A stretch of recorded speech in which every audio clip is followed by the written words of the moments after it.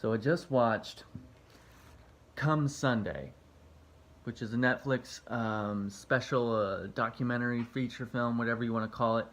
It stars Baron Mordo from Doctor Strange, and it was really well done. Martin Sheen plays Oral Roberts, and it actually shows a very, in a lot of ways, balanced view, I guess you could say, of, I mean, it's not overly heavy-handed. It doesn't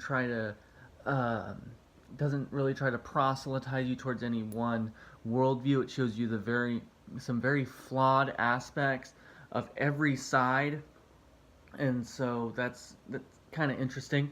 But if you don't know what it's about a man named Carlton Pearson, a very prominent, what do you want to say, Pentecostal, very closely tied with the prosperity gospel movement, personally mentored by Oral Roberts, and his decision to begin pursuing what he refers to as inclusion theology, but what it really is this universalist theology, and it really exposed a few things about kind of mainstream Christianity that exist and need to be fixed. And it's kind of stuff I've talked about a little bit before, but the first would be that over and over and over again, you have these prominent Christian leaders, deacons in the churches that are associated, bishops, various, and they're constantly saying, in response to questions about the existence of hell, the existence of God's judgment, things like that, I don't know, and it just makes me wonder, like, why would you choose somebody with that level of uncertainty in critical Christian doctrines to be a leader in your church, leader in your denomination? It's okay to wrestle. It's perfectly acceptable to wonder or to wrestle with them, because they are hard subjects to reconcile as far as what we see in the world and various other things. Like, it is a challenge. It is difficult, just like any critical belief system is. It's challenging. It'll provoke questions that you struggle with, but the purpose of central doctrines is that they're supposed to be building blocks to rest your life on. So they're not cones to swerve around when it's uncomfortable. And the second thing, which kind of leads into it, is the reason why those men were chosen is because they're good business kind of operators, is really what it comes down to. Because every single time the consequences of Pearson's decision are brought up, it's always connected to the butts and seats, the attendance of the church, budget, how much money they will or won't they'll lose, or how much things cost, or how much influence that is being sacrificed, and various things. Like, that's the main thing that is weighed on all these issues. It really has nothing to do with what does the Bible say, what does that mean, and how should it shape our lives. It always is, man, you're destroying our church, you're taking our church from us, you're turning your back on us, all these things. Like, and it doesn't work, because the fact that those are bad, logically assembled arguments. The number 3 thing is that every single, and it really points to the nature of this, is that every time, the only person quoting scripture in defense of his new belief system is Pearson, where he will pull passages out of context, naturally, because that's the way you do with heresy. But the people that are attempting to defend the Orthodox view, they don't cite a single verse.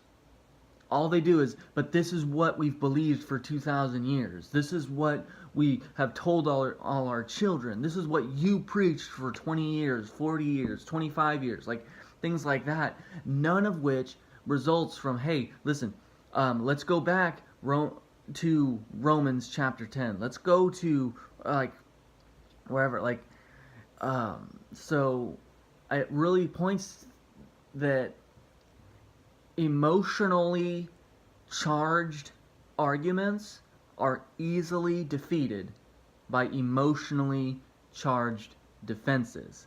And that's the thing, like, they're trying to use these emotional kind of platitudes to convince him that he's wrong. And yet, Pearson keeps coming back. I prayed about this, which is arbitrary and useless as an argument, because there's a lot of people who have prayed to win the lottery, or to have their sports team win, and various other things. Like, just because you pray about something doesn't mean that you're going to be able to do it or that you're allowed to do it. Another thing is that he'd say, like, what about your friends and family members that you believe are in hell or whatever? Wouldn't it be better don't you say you love them? How is it that we can say we love somebody and yet say that they're in hell? And it uses a very kind of pivotal moment reflecting on the Rwandan genocide, saying that because those people are dying and they're suffering, that God, honestly, that he has to admit them into heaven on the merit of their suffering, which I'm probably going to do another video just on the nature of why we believe in hell and what that is. I'm just kind of talking about the film itself and its content at the moment.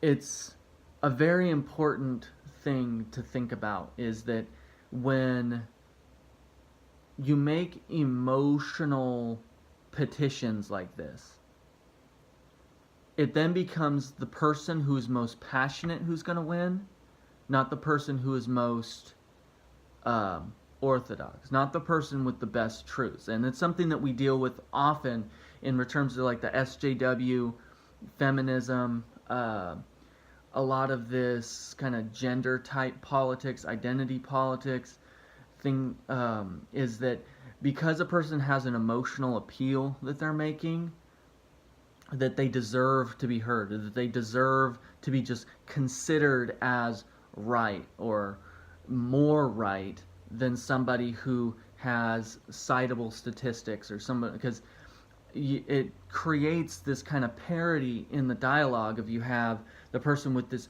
emotional passion and the cold, unfeeling documentarian, essentially, or the statistician.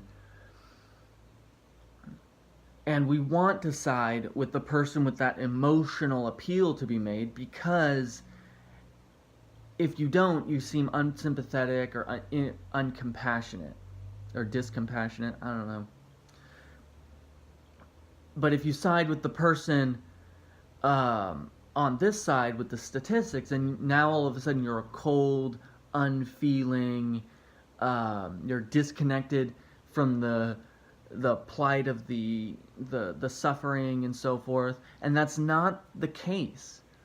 The truth of the matter is that you need to side with what the truth says, because the only thing capable of helping the lost and the suffering is the matter of what is true.